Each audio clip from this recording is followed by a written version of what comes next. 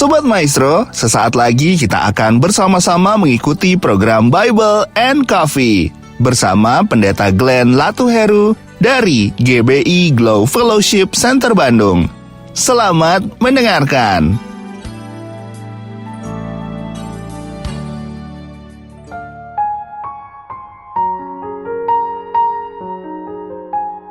Shalom Sobat Maestro yang dikasih dalam Tuhan, puji Tuhan.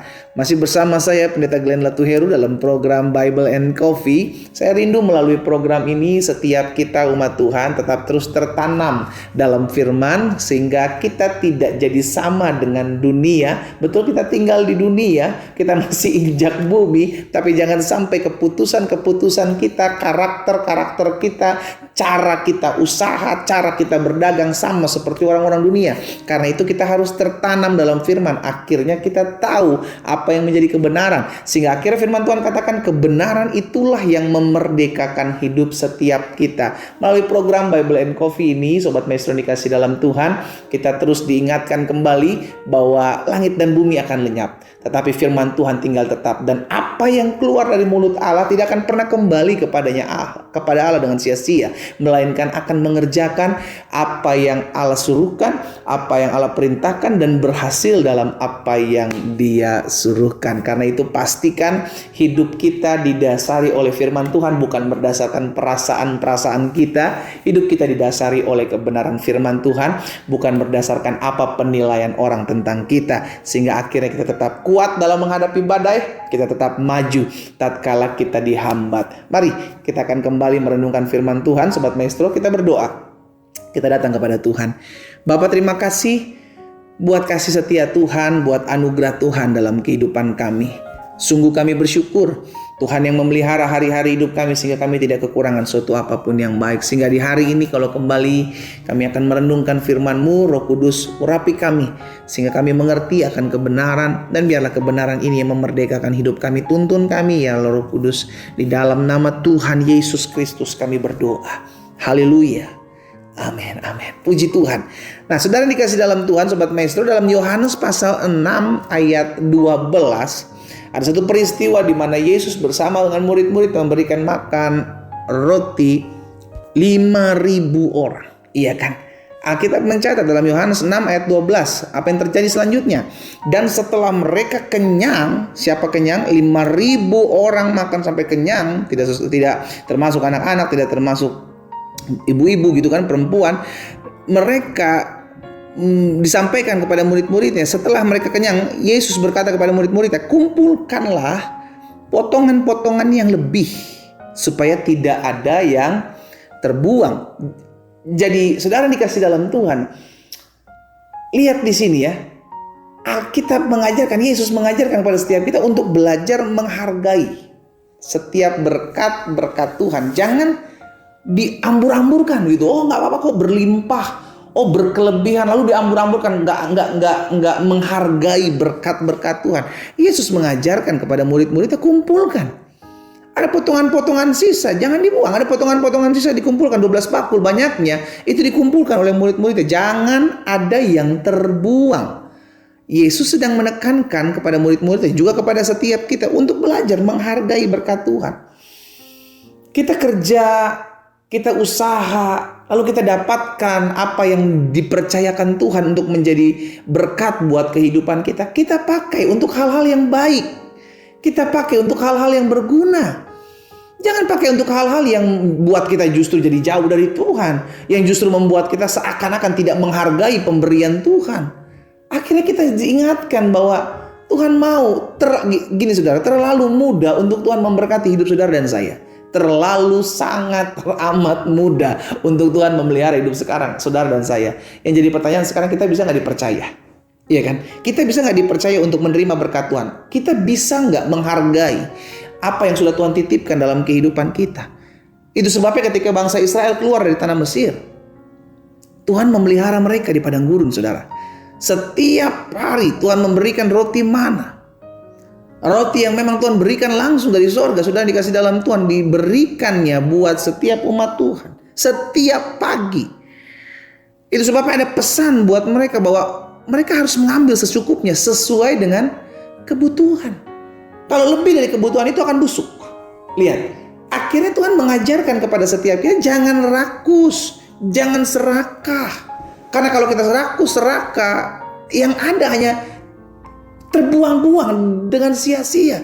Karena masih banyak orang yang memerlukan selain kita. Saudara dikasih dalam Tuhan. Apa pelajaran yang kita terima dari renungan hari ini? Ketika kita belajar untuk menghargai berkat Tuhan, kita belajar untuk bisa dipercaya. Jadi orang-orang yang bisa dipercaya untuk menerima berkat Tuhan. Yang pertama, ingatlah dari pelajaran firman Tuhan yang kita pelajari hari ini. Yang pertama, jangan hidup dalam keserakahan. Saya ulangi sekali lagi.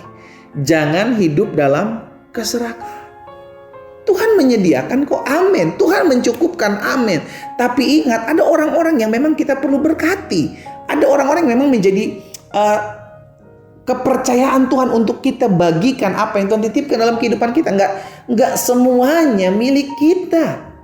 Ada orang-orang yang mungkin kita harus berikan, ada orang-orang yang harus kita berkati dengan apa yang Tuhan titipkan dalam kehidupan kita. Itu sebabnya kita diajarkan, didik untuk tidak terikat dengan berkat. Biarlah kita mengikatkan diri kita dengan Sang Pemberi berkat, bukan kepada berkatnya. Itu sebabnya kenapa kita diajarkan untuk memberikan persepuluhan, diajarkan untuk memberikan persembahan dengan sukacita dan sukarela. Kenapa? Agar kita tidak terikat. Ada orang berat banget saudara memberikan persepuluhan, memberikan persembahan, sudah dikasih dalam Tuhan. Kenapa? Karena sudah terikat. Ya dengan dalil apapun dia bilang, intinya lu terikat. Akhirnya apa? Kita sulit untuk memberi. Kita sulit untuk kita mau semuanya menjadi milik kita. Hello, ingat dong, Yesus mengajarkan untuk share, untuk membagi. Itu sebabnya Yesus mengajarkan kepada murid-muridnya untuk memberi makan 5.000 orang yang mengikut Tuhan. Akhirnya dari pembelajaran firman Tuhan kita hari ini kita diingatkan. Yang pertama, jangan hidup dalam keserakahan. Belajar untuk melepaskan diri kita daripada ikatan-ikatan keserakahan.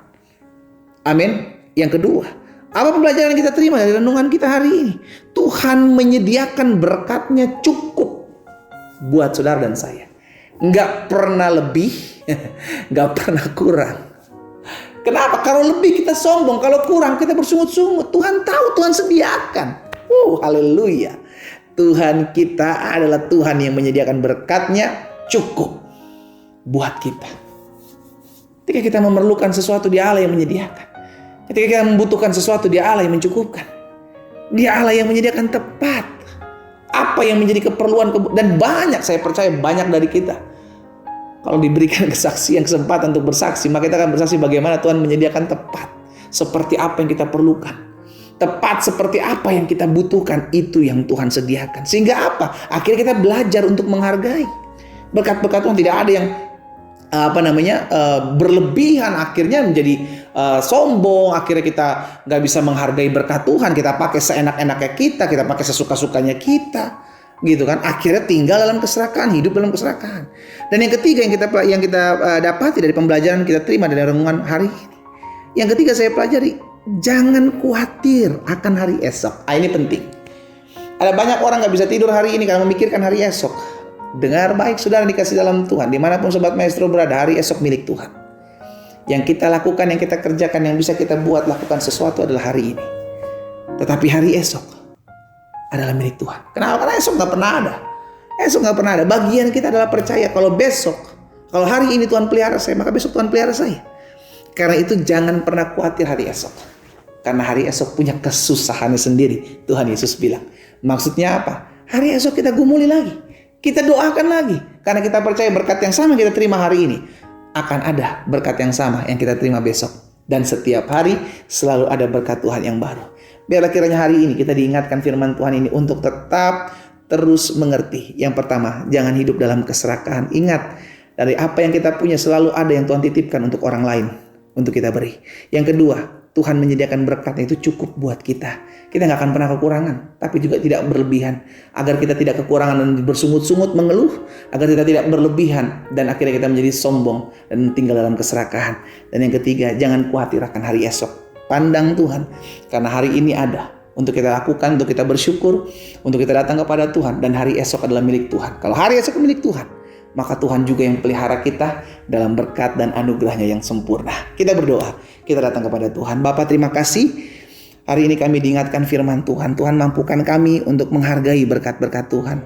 Kami bersyukur buat setiap berkat pemeliharaan Tuhan dalam kehidupan kami. Tapi ingatkan kami bahwa segala sesuatu yang Tuhan Engkau titipkan bagi kami adalah milik kepunyaan Tuhan yang harus kami syukur, yang harus kami pakai gunakan untuk hormat dan kemuliaan nama Tuhan. Hamba berdoa buat Sobat Maestro dimanapun mereka berada, di dalam nama Tuhan Yesus Kristus. Kami berdoa, kami bersyukur. Haleluya. Amin.